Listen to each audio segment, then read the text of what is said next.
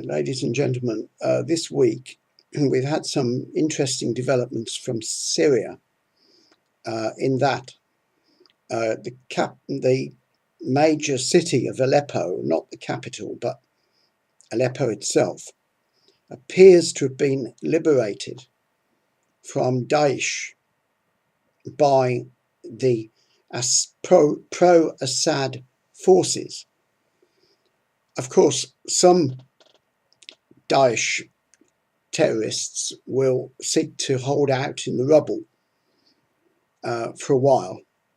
They're only asking for their heads to be blown off. I can't see any point in these people being martyrs for a cause that has failed. But what we have to ask ourselves is, why did the Syrian war develop in such a negative way over many years from 2011 up until the present, and without any end in sight? Only a military solution appears to have brought about a possibility of peace. We read all the time in rubbish newspapers like Metro, which is a rag given out here in London by associated newspapers, that the Syrian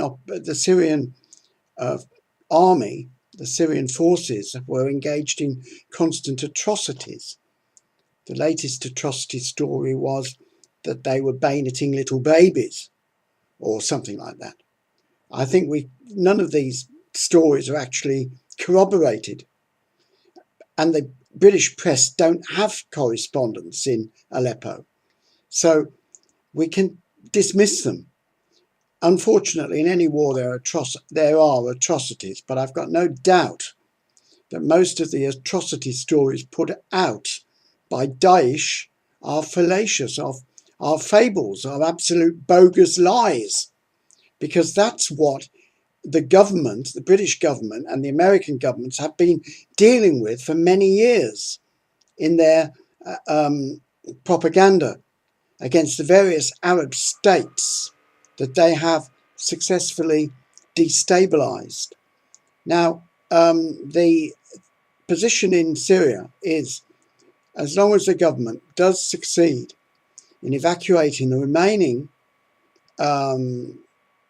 rebels, so-called terrorists, I call them, from Aleppo, and as long as the government can do that, which every indication is that it will be possible, then I think the war in Syria, from the point of view of movement, as it were, on the central cities, is over.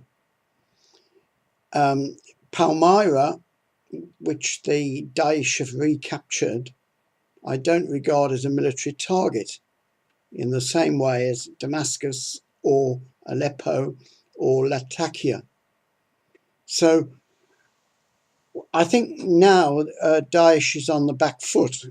But what we have to ask ourselves is, assuming this war does finish, we have to ask, who are the guilty men and women who initiated it? Now, I'm just going to mention two names this afternoon. One is Robert Ford, who is a diplomat, and he was the US ambassador in Syria up until 2014.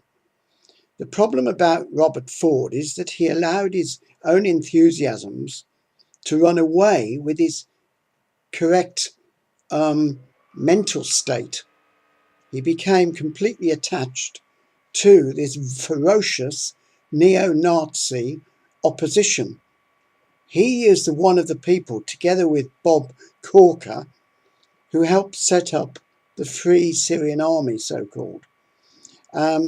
Now, Robert Ford is a distinguished diplomat. It's rather unfortunate that he should end his career on a losing wicket, losing cause, which all it's done is destabilize the Middle East.